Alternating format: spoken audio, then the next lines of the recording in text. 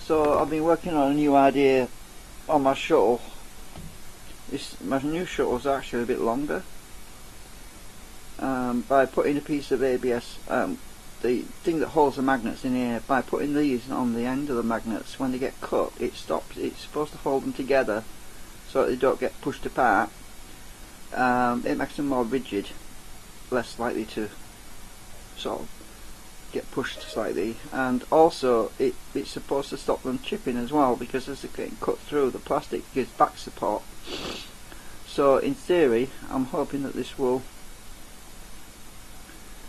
improve my cutting, and I can just simply swap out my shuttles now. I will take that thing out. So when I've got two cutting tables, but I'm only using one at the moment. So I've got to take these two magnets. I added two magnets to increase the push. Increase the amount of force that was pushing it along, which you do a little bit as it progresses. Right, I should be able to get this out. Something's stopping me. What the hell have I got there? Have I got some crud down there?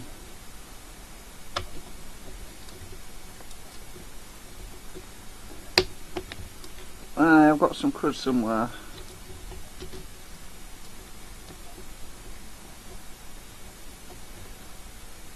Oh, I see what's happening. The magnet's come out of it.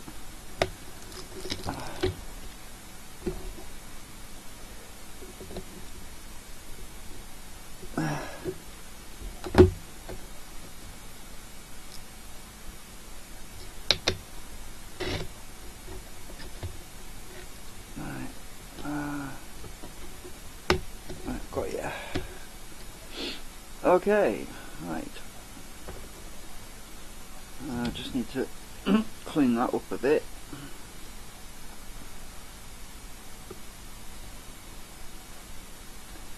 So yeah, did it come out better than last time? Here's the question.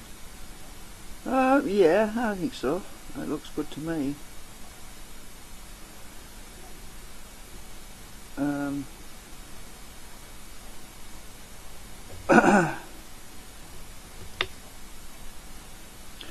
Yeah, I've got some ABS in between them, so I can pull that out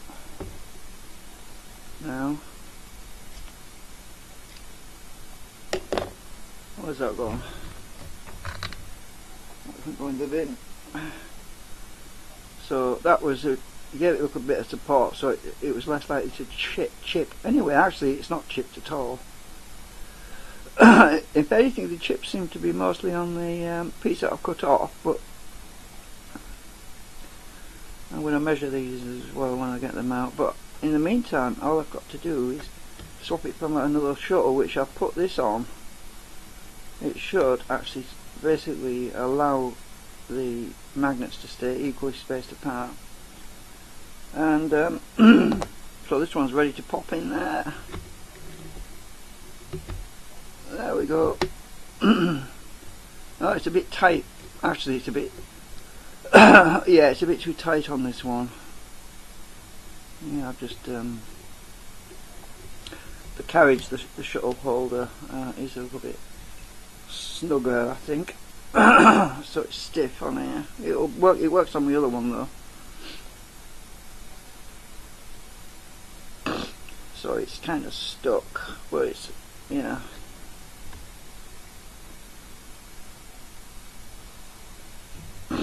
I'm not worried about that anywhere else.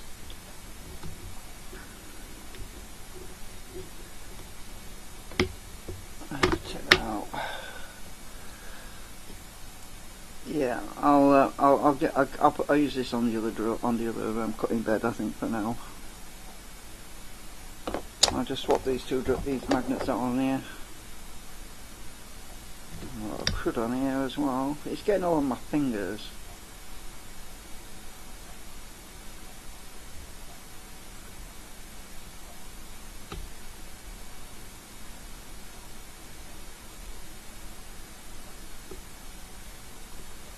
Thank you, Blue Tack, for sucking out all that rubbish. I don't want it all on my hands.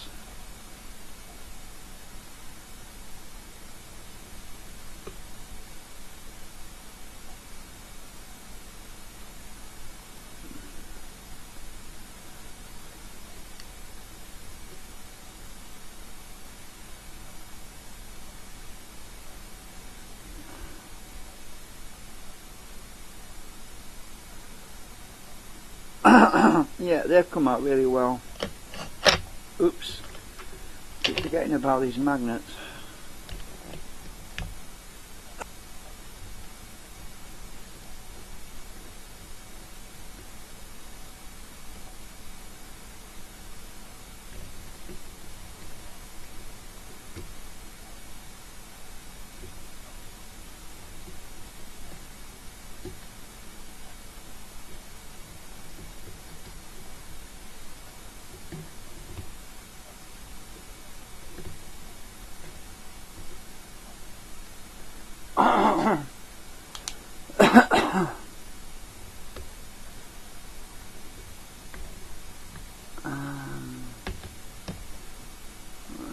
Better.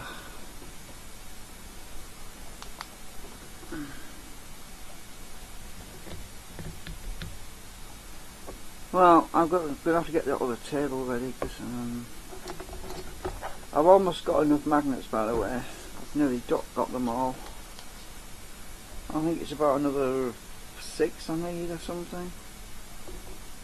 I was doing a count earlier. I think it's about another 6, I think.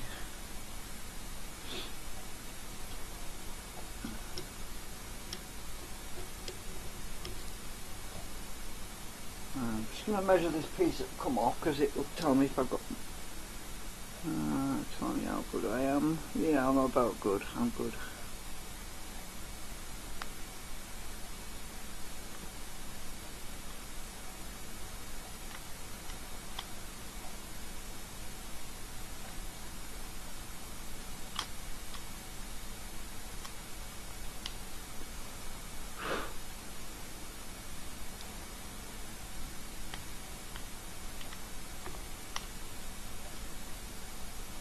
Okay. Anyway, I'm going to check my magnets. I've got to deburr them actually on the. There's a very sharp edge there.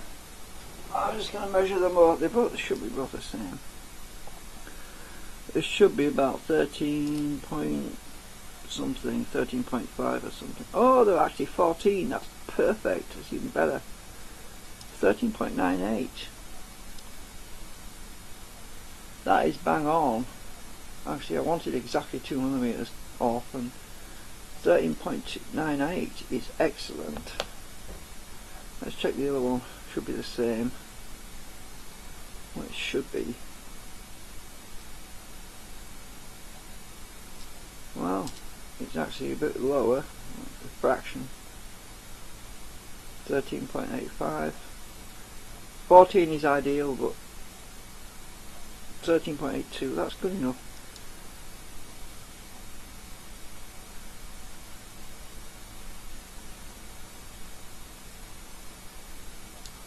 Yeah, right, I've got to deburr, so I'll just turn this around because I'm right-handed.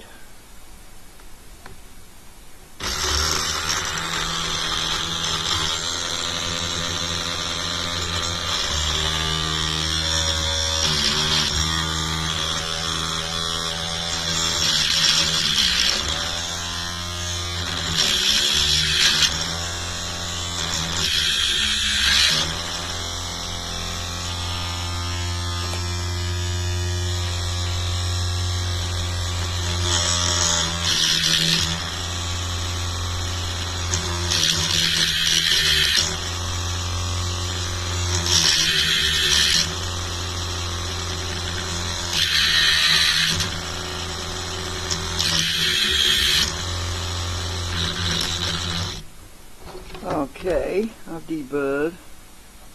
Take that sharp edge off, it was just very sharp. It makes it difficult to put it inside the bobbins when there's a sharp edge there. Right, so there we go. I've got 2 more. I'm really happy with the results actually for these. These 2 came out so nice.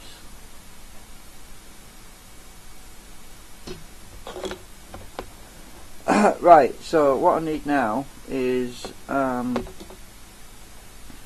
where's my other shovel? Alright, I'll put this over there to dry because this is, I've got it straight.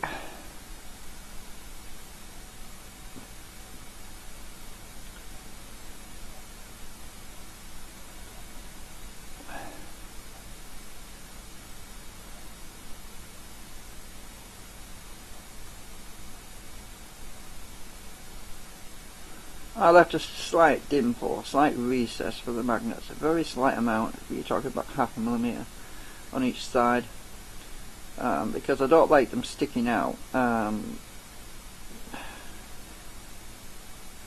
because at some point, if I do put some acetone on here and squeeze them, they'll be equal on the ends, and you know what I mean.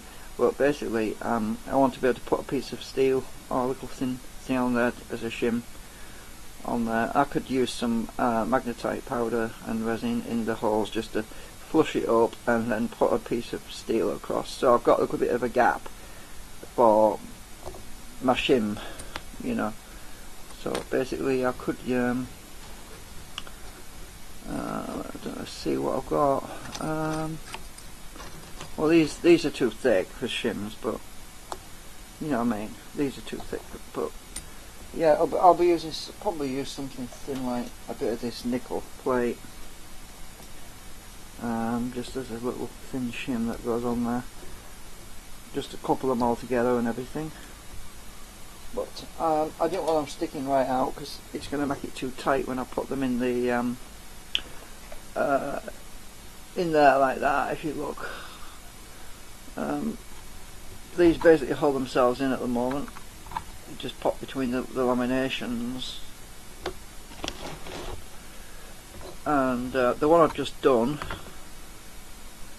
is this one, and it's a snug fit, as you can see. It's actually snugger fit than the other one.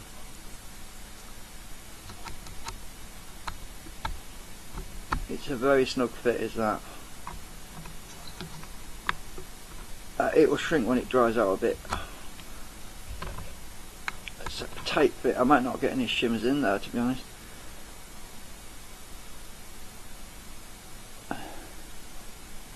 Don't matter. If we've been magnetizing resin, it will help hold them in place.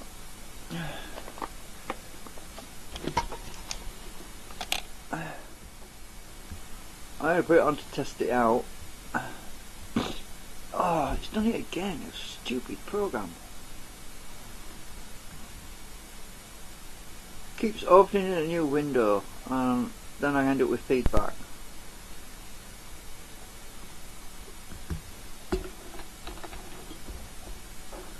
Right, so this, as long as it's not running and dribbling, which it isn't, I can put it in the cutter ready and we can get started.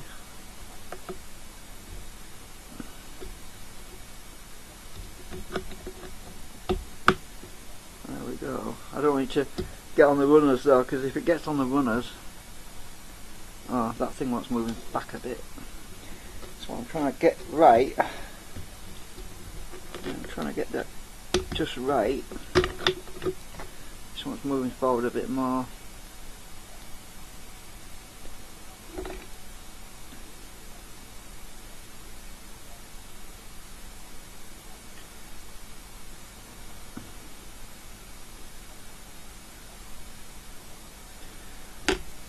I need to work thicker.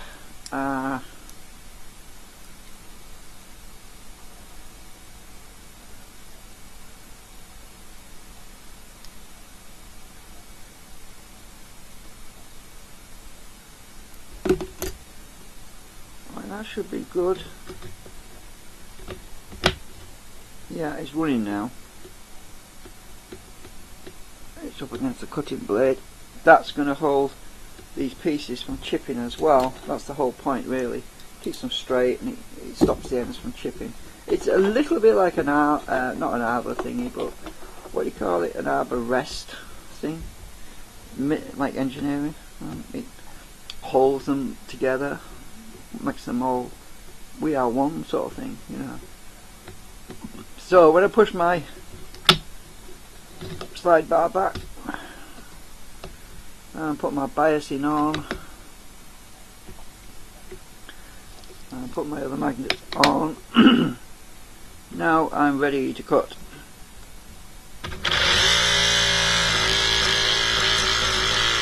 But there's something I want to add, because I noticed that as it got near the end last time it got stuck, because this thing started, this cutting was wobbling about quite bad. So what I need to do at some point is make a mould to make some rubber shims that go down the sides of the drill to support this drill, so it stays centered, because the drill was actually wobbling a bit. There's quite a bit of wobble in this drill if you look as I move it. As I move it, there's a bit of give, as you can see.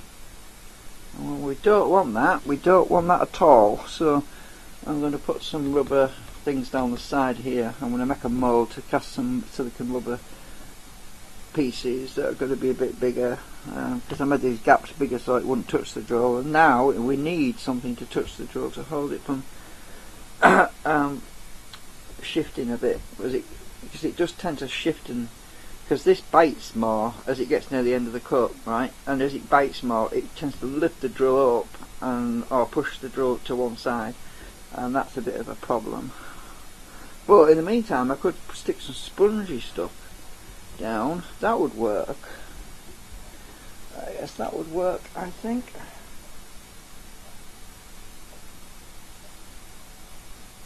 I'm going to try that anyway. So if I get some spongy stuff and stick that up between the drill on each side, we should solve that problem. And that won't carry sound very much. Let's see if that's any better. Yeah, that's definitely a lot better.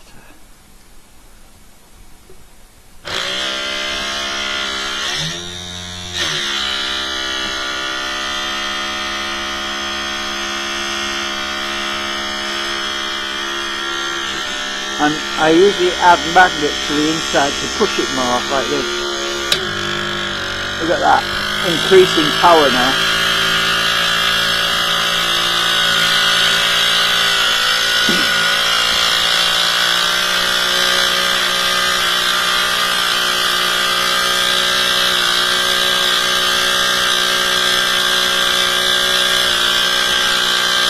You know, I've increased amount of pressure on there now.